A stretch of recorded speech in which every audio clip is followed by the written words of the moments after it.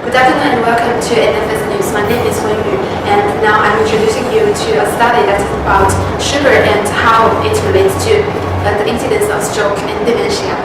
Let's welcome. Hi, my name is Fiona. Thank you for having me. Hi, Fiona. So can you tell us something about the study? Today our study will talk about sugar and artificially sweetened beverages and the risks of incident stroke and dementia. So what's the objective of the study? So before knowing what has done in this study, the sugar and artificially sweetened beverage intake have been linked to cardiometabolic risk factors, which increase the risk of cerebral vascular disease and dementia. Sugar-sweetened beverage provide a high dose of added sugar, leading to a rapid spike in blood glucose and insulin, providing a pleasurable mechanism to link consumption to the development of stroke and dementia risk factors. Artificially sweetened beverages are typically sweetened with non-nutritive sweeteners that is much potent than sucrose. Therefore, the objective of this study is to examine whether sugar or artificially sweetened beverage consumption was associated with prospective risk of incident stroke or dementia. Also, we examined the total sugar beverages, which combine sugar-sweetened soft drinks with non-carbonate high-sugar beverage such as fruit juice and fruit drinks. That's interesting. So how is this study done? This study is a prospective cohort study. This study is conducted starting 1971 with enrollment of 5,124 volunteers.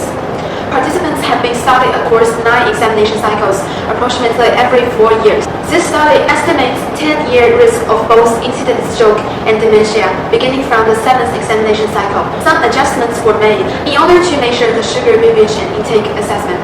Participants need to complete a food frequency questionnaire. Participants responded according to how frequently they consume 1 glass of each sugar beverage items, on average across the previous years. Beginning from the 7th examination cycles, the food frequency questionnaire data were obtained as a measure of recent intake. In addition, the study also measured cumulative intake by averaging responses across examination cycles. In total, there are 97 causes of incident stroke, and 82 of them are ischemic, are found, and 81 cases of incident dementia. So what does the results show in this study? So the study results shows that total calorie intake increased across categories of total sugar beverage, but not artificially sweetened soft drink intake categories. And the prevalence of cardiovascular disease decreased with more frequent consumption of total sugary beverages, but increased with greater consumption of artificially sweetened soft drinks.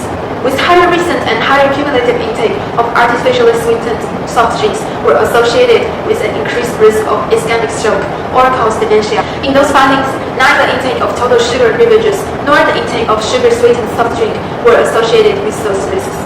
However, there are other studies which contradict these results. One study called the Nurse Health Study and the Health Professional Follow-up Study.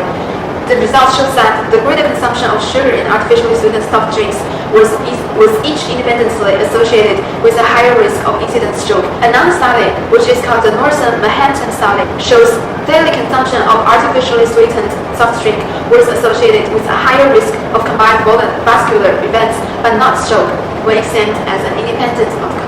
However, compared for those two studies, our studies provide further evidence to link the consumption of artificially sweetened beverages with the risk of stroke, particularly ischemic stroke. Is there are limitations or strengths of the study? Well, the strength of study is that this study has large sample sizes because it is a cohort study that clearly indicates temporal sequence between exposure and the outcome. Subjects in cohorts can be matched, which limits the influence of confounding variables. Also, it is easier and cheaper for conducting a cohort study than randomized control study. However, there are some limitations, and one of those is that it is an observational study. It cannot interfere causal links between artificially sweetened beverage consumption and the risk of stroke and dementia.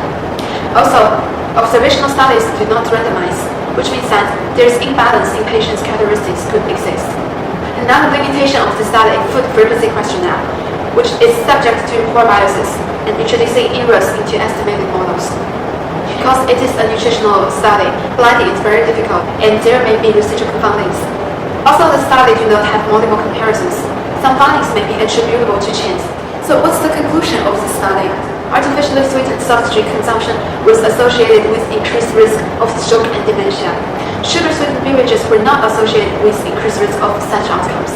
So what do you recommend for those audience based on this study? However, sadly, we cannot make any recommendations based solely on those results, because we can only state the results that are associations, but not causations between beverage and intake of stroke and dementia. And these results could be very different in other studies, as mentioned before.